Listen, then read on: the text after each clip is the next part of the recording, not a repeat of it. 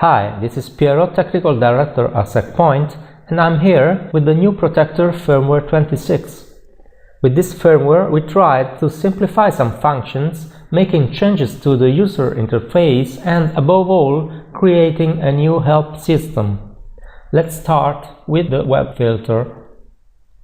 Here, we can immediately see the changes. In fact, an image shows the web filter in a typical network environment. When it's active, you can see this image where the web filter is in the connection between the protector and the LAN, and if we stop the web filter, we shall see another image where the web filter is out of the connection between the protector and the LAN. Then we have created a new help system which will drive users in a step-by-step process of configuring the web filter. If you click on this help icon, a sequence of help balloons appears describing the meaning of each field and providing tips on what to do each step. When a step is complete, you can click on Next and move to next step and proceed with other settings. You can turn off this help anytime clicking here. Then we see here that the default filter is separate from other filters to remark the different meanings of the two kinds of filters. The default filter, in fact, has a separate management from user-defined filters and is designed to provide a default rule for all users. Instead, user-defined filters, now we have no filters yet, are used to override the default one. They can be added, deleted, set active in or out a specific interval of hours, and so on. To see how to do, we can, for example, create a group.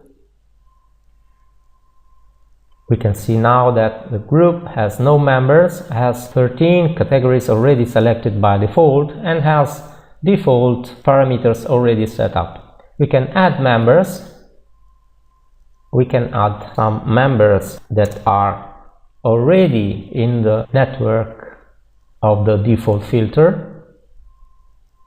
Then we can change the categories, change the default tolerance, compile a black or a white list, and set a range of hours. For example, from 9 AM to 5 PM. And so here we have set our filter, which is going to work from 9 AM to 5 PM for directors with one member and default settings. The same help system we have seen here has been created for the VPN too. Here you will see the help button that you can turn on and which will explain the meaning of the fields in this page. If you click on the VPN name, you go to the edit page where you can see the same help system too, and here the help will explain step by step every field. It is also possible to click on a field and the help will explain what it means. You can turn off the help anytime you like. It may happen that the DNS performance degrades. If this happens, the protector's performance is affected too. In any case you suspect that the protector's performance gets worse, you can do a DNS performance check. You can find it in the menu System, Network Setup, DNS Performance. This function has a predefined set of servers to search for, and the protector will look up both DNS for these servers, providing the average response time from both DNS. If the response time is satisfactory, the answer from the protector will be positive. Otherwise, you will see here a warning if the average response time is higher than 200 milliseconds, or an error if the protector doesn't receive any reply from the DNS. Whenever you change your DNS, the protector will remind you to make a new DNS performance check. Now you see here that I have not changed anything. However, the protector will remind me to check the DNS performance in the case I have changed my DNS settings. Last thing I'm going to talk about is a set of checks we have added to the mail management. If you go to the SMTP settings, you will see this page where you can enter a domain name and the corresponding IP address of the mail server. Now we shall see an interesting fact. We can see that the protector has added 2 lines in the list below, and we have a warning here.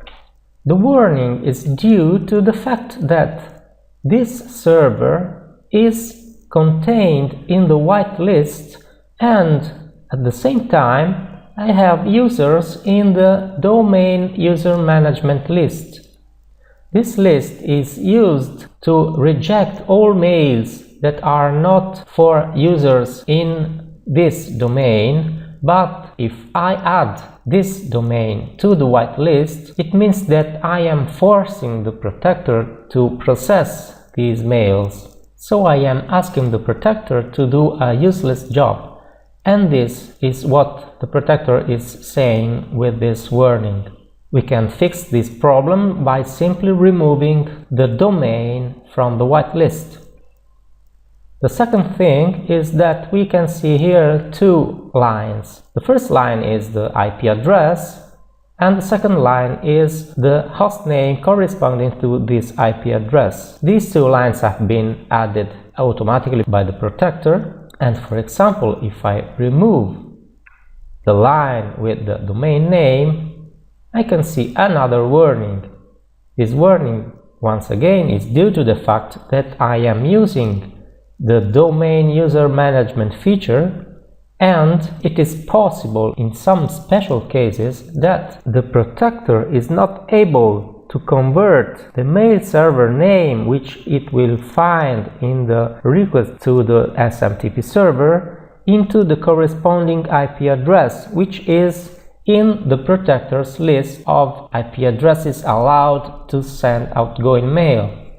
So in this case, it is necessary to add also the domain name corresponding to the IP address of the mail server. If I add localhost to this list, the warning will disappear.